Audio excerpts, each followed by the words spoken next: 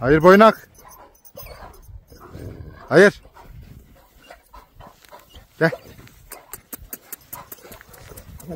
Çay. Hayır.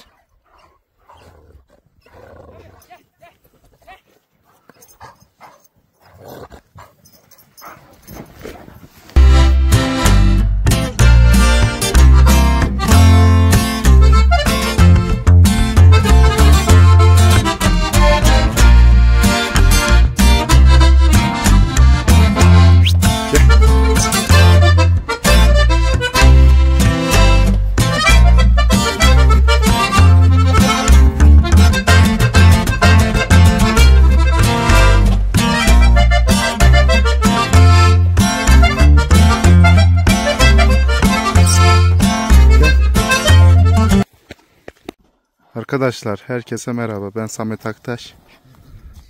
Bugün Volkodov çoban köpekleri hakkında konuşmamız olacak. Köpeklerimizi göstereceğim, tanıtacağız. Hayır. Ömer tasması batırıyor.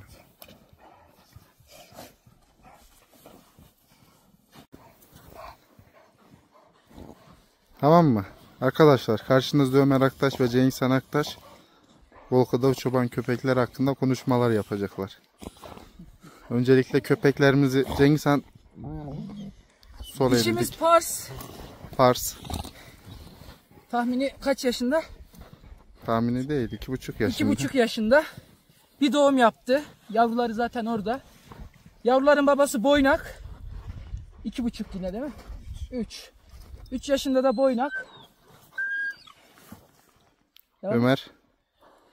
Karol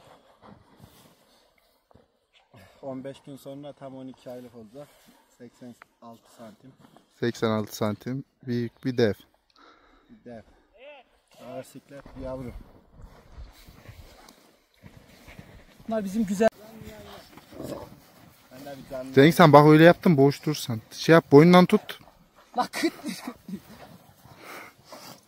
Köpeklerin biraz enerjisi fazla. Gerçi bayağı bir koştular, enerjilerini attılar da sonuçta kar olunca köpek bir enerjik hale geliyor.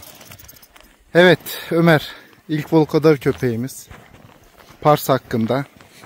Yani nereden başladı, nereden öğrendik biz bu Volkodov çoban köpeğini? Serüvenden biraz bahsedersen. Anlatayım. Önce bırakayım onu. Tamam sen Pars'ı tut sadece. Cengiz Han sen onu... Abi bu zaten sıkıntı ya. Köpekler aşırı hareketli. Bu Pars. Arkadaki görüntüye bak. Cengiz Han onu al o altından. Yavruyla oynuyor. Evet. Pars. Arkadaşlar. Güzel bir dişi. Çok güzel bir dişi. Türkiye'de yani tekten diyebileceğimiz bir fizik yapılarına sahip olan bir dişi. Yağlabayı köpeğimiz vardı. Tamam. Baştan anlatacağım o zaman. Tamam anlat hadi. 2,5 yaşında 77-78 santimlik bir dişi. Biz bir alabay köpeğimiz vardı, ona çekmek için çok iyi bir dişi araştırıyorduk. Güzelliklerin peşindeydik. Volkodovlar dikkatimizi çekti, o yüzden de bunu yavruyken temin ettik. Sonradan alabay köpeğimizi gönderdik. Daha sonra da onun için Volkodov yani ırkı bozmadan devam etmek istedik. Pars'ı öyle büyüttük. Anlatayım. Evet arkadaşlar, Pars dişi bize yaklaşık 5 aylıkken geldi. Metin abi vardı, Metin Gürses. Sağ olsun o yardımcı oldu bayağı bir bize. Irkı Volkodov. Soy olarak da Kaplanlar var yani, Goros soyu. Dünya şampiyonluğu baya bir kanatlında olan bir soy bu goroşlar. Onların kanatlından dünya şampiyonu Goroc'un oğlu yine dünya şampiyonu Limuzin'in kanatlından olma bir köpek. 5 aylıkken bu rahat durmuyor. 5 aylıkken bize geldi. Şu an zaten yaklaşık 2,5 yaşında. Çok aşırı hareketli bir dişimiz.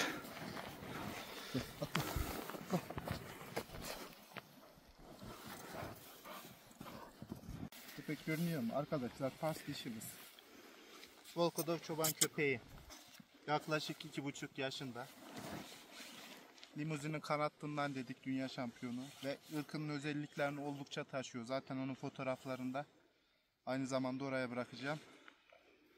Çok fazla agresif bir dişi, alan koruması olan bir dişi ve gerçekten çoban köpeği olan bir dişi. Yani biz bunu 5 aylıkken getirdiğimiz zaman sürüye götürdük. Cengiz az yaklaş, sesimi çıksın. Sürüye götürdük ve sürüde oldukça performanslı. Yaban hayatını bilen bir dişimiz yani. Volkodov çoban köpeklerinde özelliklerinden bahsedeyim. Benim için yani olması gereken şey şu burnun ucunda, şu boynunda ve kuyruk ucunda beyazlık olması. Hatta bunun esprisi vardır, rüş beyaz olsun diye. Tabi bunun farklı renkleri de oluyor yani, olmuyor değil. Ama bizim aradığımız şey, yani en azından bizim hoşumuza giden şey bu özellikler. Bu da oldukça özellikleri barındırıyor. Şöyle biraz şeylerinden bahsedersem. Fars, kalk. Böyle bir kalk üstüne. Oynat gitsen. Şuranın düz olması arkadaşlar. Mesela bizim Anadolu çoban köpeklerinde bura biraz daha ovaldir, yuvarlaktır. Bunlar da daha düzdür. Ve olmazsa olmaz bir özelliklerini şöyle söyleyeyim.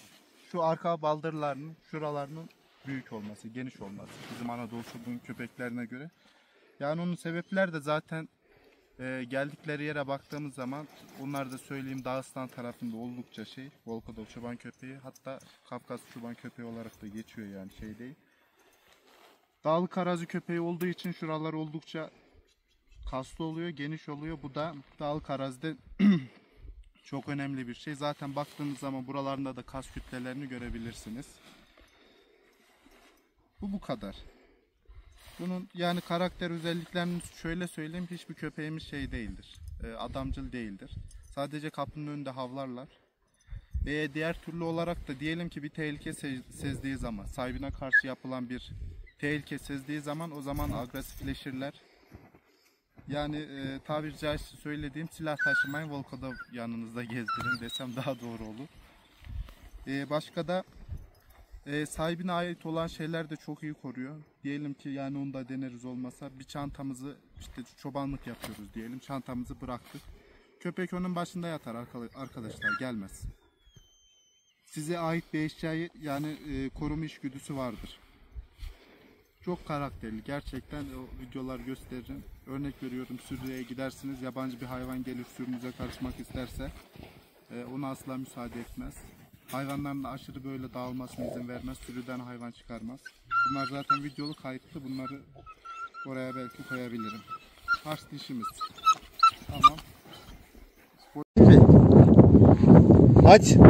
Vur onu. Fars. Hadi. Hadi. Aslanım benim ya. Ben canıyım. Sen var ya. Sen var ya, bir tane sev, bir tane.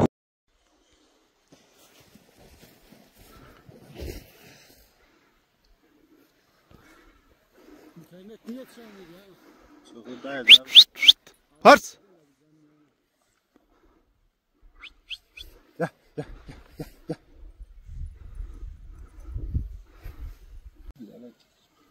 Fars görüyorsunuz arkadaşlar. Herkes zincirden aç.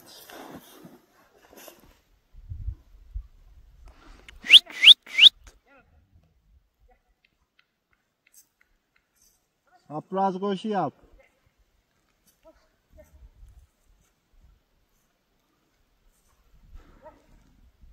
Size işte avcılık yeteneğini, yaban hayatına karşı olan performans ve hiç avlamaz, en büyük özelliği.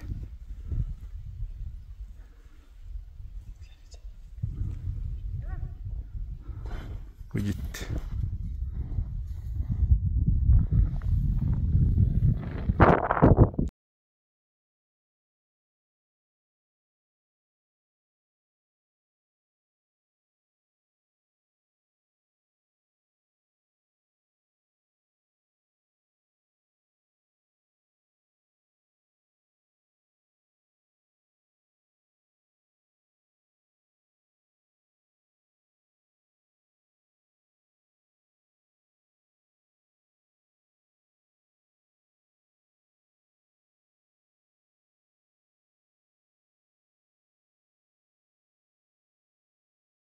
Arkadaşlar, köpekler çok aşırı hareketli olduğu için biz de peşine giderken yoruluyoruz. Öyle değil. Şu an boynak tutmak oldukça zordu bizim için. Boynaktan bahsedeyim. Boynak bizim Volko'da damızlık olarak erkek köpeğimiz. Boynağı nereden getirdik? Biz önce ondan bahsedeyim. Azerbaycan'dan getirdik buraya. Aslında serüven bunun oldukça zordu, öyle diyeyim size. Çünkü biz oradaki köpeği beğendik. 1 yaşındaydı boynağı. Çok aşırı hoşumuza gitti. Lakin yüksek bir paralar istendi, yani öyle diyeyim, bizim bütçemizi aşan. Ondan dolayı da alamadık. Sonrasında nasıl olduysa yazın böyle bize bir haber geldi ki işte sahibi gidiyormuş falan. Köpeği biz oradan aldık. Orada sağ olsun bizim arkadaşımız var, Tuna abi. Sağ olsun o aldı köpeği, baktı. Çünkü oradan buraya geçiş yaptırmak biraz zor, öyle diyeyim size. Baktı orada bir hastalığa yakalandı. Şu arka tarafında kemiklerinde sıkıntı oluştu. Yani o hastalıktan dolayı böyle nasıl yaralar döktü, yani öyle diyeyim. Tırnaklarının ucunu patlattı, kulaklarının ucunu patlattı. Kanında enfeksiyon oluştu. Bu enfeksiyon işte arka tarafında sıkıntı oluştu. Zaten yürümekte de şöyle diyeyim zorlanıyor, yani şeyde değil. Çok sağlıklı bir durumda da değil. Biz bunun kilosunu çok yükseğe çıkarmıyoruz. Yükseğe çıkardığımız zaman 85 kilolara kadar geliyor zaten. Ama şu an ideal işte 70 kilolarda tutmaya çalışıyoruz ki sıkıntı olmasın. Zaten ilaçlarını da kullanıyoruz. Yani şu an hareketlerinde öyle koşmasında falan sıkıntı yoktur. Oldukça zaten yine hareketli. İyi köyde de yazın da sürüye gitti zaten bu yazın. Öyle değil. Sürü performansı da güzel, yani kötü değil. Ama bir şöyle diyeyim, bir Pars kadar da değil yani. O da şundan kaynaklı. Sürünün içinde büyümüş bir köpekle sürüye sonradan katılan bir köpek asla bir olmaz arkadaşlar. Çünkü o bilir ne yapması gerektiğini, her şeyini orada öğrenmiştir küçükken. Ama büyük köpekler öyle değil. Büyük köpekler biraz daha alıştırmak zor oluyor. Yani bunun üstüne bayağı bir böyle talihsizliklerimiz oldu. Çipi okunmadı sınırda, geçişlerde. Sonrasında bir daha çip taktırmak zorunda kaldık. Bayağı bir şey. Zaten önden bakıyorsunuz. Çok da sahibine düşkün bir hayvan. Adı Boynak. Oldukça sallı bir köpek. Gerçekten ben bunu gördüğüm zaman ya arkadaş bu nasıl bir sal dedim. Bu nasıl bir uzunluk. Şöyle baktığınız zaman. Aslında zaten Volkodov köpeklerinin yani şöyle görüyorum. Omuz yüksekliği bunun nedir? 82-83 santim. Şu an biz karda olduğumuz için çok şey yapmıyoruz. He? 84. 84 diyorum ben. Karda olduğumuz için tabii ki bu çok belli olmuyor. Biraz ben yüksekte duruyorum. Köpeğin ayakları biraz daha küçük olduğu için kara batıyor. Onlar şu an çok anlayamayız da. Yani ben yine 82-83 diyeyim. 84 demeyeyim. Şöyle omuz yüksekliğinde. Yani bunlar da 100 kilolara kadar dolaşıyorlar. 90 kilo bunlar için çok bir şey değil, öyle söyleyeyim. O da şundan kaynaklı, omuz yüksekliğinden, yani bu yükseklikten değil de bu saldan dolayı kaynaklı. Gel boyuna. Cesaret konusunu şöyle söyleyeyim arkadaşlar. Yani bugün hangi köpek olursa olsun yabancı getirin 3-4 tane köpek. Aralarına bırakalım. Hiç böyle gram çekilmez. Gider her türlü. Aralarına gider. Volkodov çoban köpeklerinin şöyle bir şey var. Yani üretilme, eskiden beri geliştirilme sebeplerinden veya kan aktarımında şunlara dikkat ediyorlar. Oldukça meydancı olmalar. Dövüşçül olmalar. Tabii biz bunlar çok tercih etmiyoruz. Yani köyde bizim için sürümüzü korusun.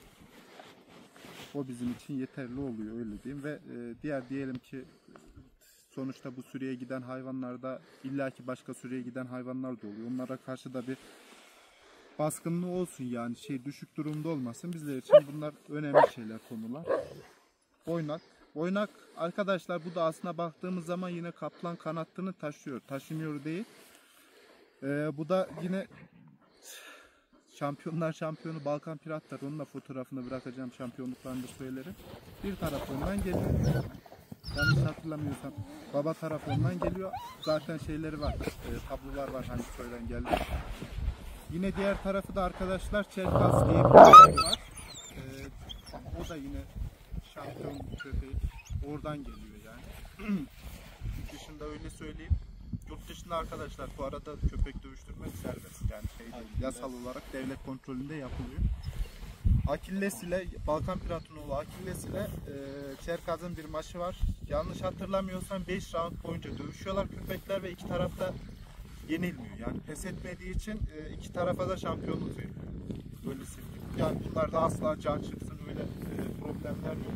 Bağırma gibi.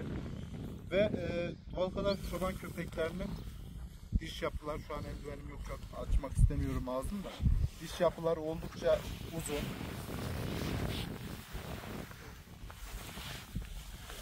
Zaten dişlerini görüyorsunuz şurada. Diş yapıları oldukça uzun. Zaten boyuna baktığınız zaman ön taraftaki kas kütlesini görebiliyorsunuz. Ve ben bu köpeği şöyle söyleyeyim, haftada bir sefer bu aralar açarım, yani böyle bir gezdiririm. Kas kütlesini zaten görüyorsunuz şurada, öndeki örneği. Buraya baktığınız zaman zaten bu köpeğin ne kadar güçlü olduğu ortaya çıkıyor. Oynak. Gerçekten o kadar temiz, o kadar kaliteli bir hayvan ki. Karol var. Karol'u da şimdi anlatacağım. Karol yavruyken geldiği zaman kapının köpeği olduğu için asla ona sesini çıkarmazdı. Yani aynı kaptan yemek de yerdiler. Böyle şeydir. Mesela Parsun'un huyu vardır. Şey yapmaz. Çok yemeğini paylaşmak istemez. Ama bu çok karakterli. Yeter ki aynı kapıdan olduğunu bilsin. Yani tavuk olsun, kedi olsun, böyle bir şey yok.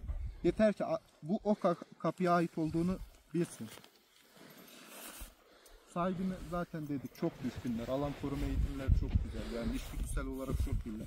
Ağız yapısı. Ve bunlar dövüş tekniklerinde de şöyledir. Genelde ağzının ucuyla yani dövüşürler.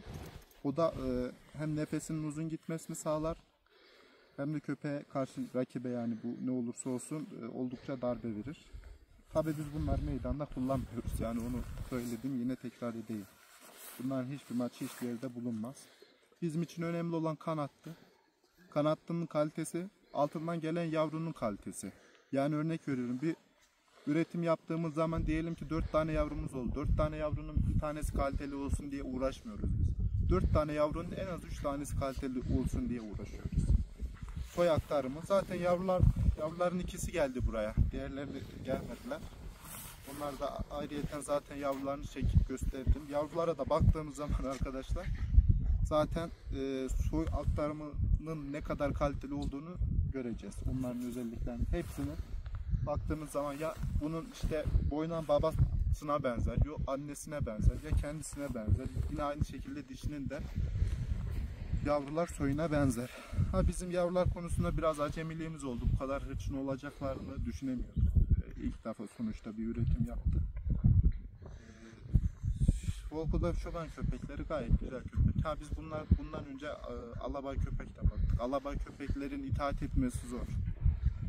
O da çok köy şartlar uygun olduğunu düşünmüyorum bu köpeklerin. Tabii ki Türkmenistan tarafında biraz daha farklıdır. Onlar ne yapacaklarını bilirler ama biz onun acemiliğini bayağı bir çektik. Ama Volko'da çoban köpekleri oldukça itaatkardır. Yani dur dediğin zaman durur, yat dediğin zaman yatar. Sahiplerine çok düşkündürler. Boynak, gidebilirsin. Ömer, Karol'u getir. Şey mi? Arkadaşlar, bu da Karol. Karol'u biz yani oradaki sağ olsun arkadaşımız Azerbaycan'daki bize hediye etti bu köpeği. Bunu biz yavruyken aldık. Kanattığını şöyle söyleyeyim. Kanattında anne tarafı Batır diye bir köpek var. Şampiyon bir köpek. Yine onun oğlu Borbay diye bir köpek var. O da şampiyon. Borbay'ın oğlu Bulat var. Bulat'ın kızından olma bir dişi. Eva dişiden. Eva dişi dediğimiz köpek de arkadaşlar 70 kilonun üzerinde bir dişi. Öyle söyleyeyim. Anne tarafı da Azerbaycan'ın yerli kurtbasar köpeklerinden. Biz bunun bu kadar büyük olacağını çok tahmin etmiyorduk. Hatta çok böyle aşırı da bakmadık yani buna ki bu kadar büyümesin diye. Çünkü süreye gideceğiz yani. Çok aşırı büyük olması belki bizim için sorun olabilir de.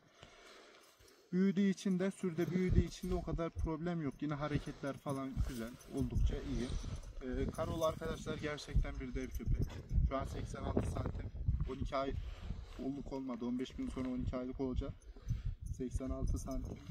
Yani üzerindedir de eksiği yoktur öyle diyeyim. Bu santim olaylarına biz çok takılmıyoruz. Bizim için önemli olan şeyler köpeğin kilosu. Köpeğin kilosu yani yurt dışında da bu şekildedir. Köpekler kiloya göre dövüştürürler. Biz yine dövüştürmüyoruz. Onu yine belirteyim. Ama boydan ziyade kilosu daha önemli. Yani köpeğin salı, bacaklarının kalınlığı zaten şöyle bir bakarsanız neredeyse benim bacak kalınlığıma kadar geliyor. Bu şöyle söyleyeyim, sürüde büyüdüğü için arkadaşlar yabana falan düşkün. Hatta domuzla ilgili şeyleri, videolar falan var sürüde. Ha bunu yaşını tamamlamışken ya, tamamlamamışken 5-6 aylık hallerinde bunları yapabiliyor. Domuz kovalıyor, domuzun yavrusuna çöküyor öyle söyleyeyim. Oldukça yabana da düşkün. Ha daha hiçbir şeyini görmedik biz bunu şöyle diyeyim, meydan falan veya farklı bir köpekle dövüşmesi falan. Tabi bunları biz daha görmedik. İlla ki ilerleyen zamanlarda sürüde illaki denk gelir böyle şeyler. Siz isteseniz de istemeseniz de köpeğiniz sürünün peşine geliyorsa ve onu sen örnek veriyorum elinde tutup da akşama kadar dolaştıramazsın. İlla ki açman lazım ki alanı koruma altına alsın. Öyle durumlarda bazen yabancı köpekler geliyor, onlarla karşı karşıya geliyorlar. Yani bazen sürüde kaçınılmaz oluyor. Ha biz bunu en aza ne kadar düşürebilirsek bizler için o kadar iyi. Yine bu ırkının özelliklerini oldukça taşıyor. Arkadaşlar zaten Volkodov çoban köpekleri iki tüy yapısına sahiptir. Ya kısa tüylüdür, diğerlerinde gördüğünüz gibi. Ya da Karol gibi uzun tüylere sahiptir. Bu biraz yavruluğunu atamadı. Atamadığı için de böyle bir agresiflikler yapıyor. Isırma eylemleri bunlar. Daha yaşını almadığı için agresiflikleri olabiliyor. Yani ısırma gibi de. Ha değil, sakin bir köpek. Yani insana karşı sakin bir köpek. Böyle kalkayım, saldırayım öyle hareketler yok. Dediğimiz gibi. Zaten kanattığını size fotoğraflarda yine gösteririm. Şampiyon bir kanattığına sahip. Oldukça iri bir köpek. Yabanı bilen bir köpek. Bunlar hep yetiştirme ile alakalı şeyler aslında baktığınız zaman. Tamam gidebilirsin sen.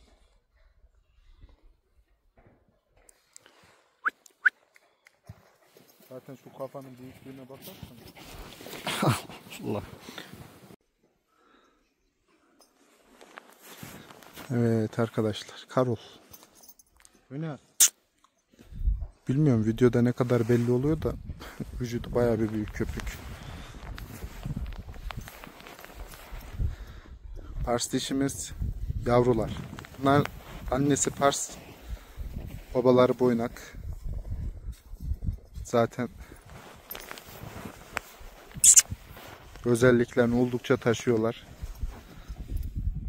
Fizik yapıları, şu ellerin genişliği zaten belli oluyor. Salları falan oldukça güzel.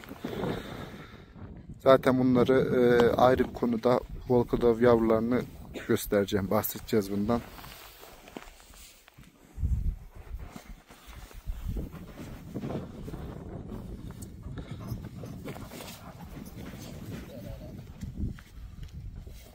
Kara batıyor.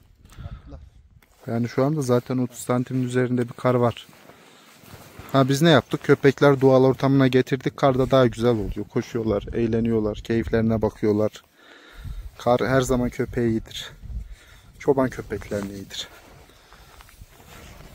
Analizlerden bahsedelim arkadaşlar. Tabii ki ikisi de çok farklı ırklar. Anadolu çoban köpeği, Kangal, Volkodovlar bunlar farklı ırklar. Ama şöyle bir analizlerimizden bahsedelim. Yani biz gerçekten çok memnun kaldık bu köpeklerden. Ha biz önceden çok kurtçul köpekler bakıyorduk. Bu zaten bazen destanlaşan köpekler vardır ya, onlara sahiplik yapmışızdır yani öyle söyleyeyim. Her yerde kurt boğmuşturlar. Öyle köpeklerimiz oldu. Ondan sonra bir arayışa girdik. Kendi bir üretimimiz olsun. Yani neden kendimize ait bir soy olmasın diye düşündük ve böyle bir Volko'da çoban köpeklerini derledik, bir araya getirdik.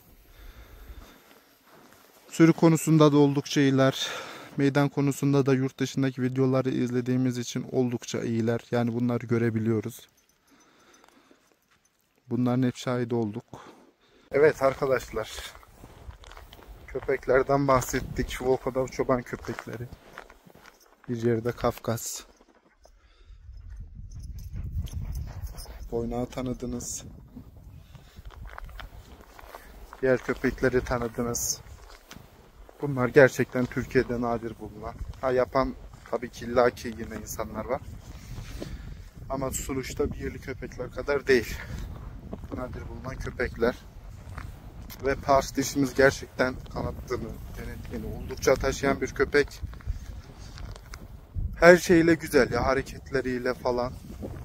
Ve köpekler şöyle arkadaşlar. Rüzgar da var. Kurt tipliler. Zaten Volko'da dediğimiz şey yurt dışında şöyle. Kurt boğan anlamına geliyor Rusça'da falan. Kurt boğan köpekler. Bu anlamlara gelen hayvanlar. Bak bıraktım, halen daha hareketlerine bak. Durmazlar yani.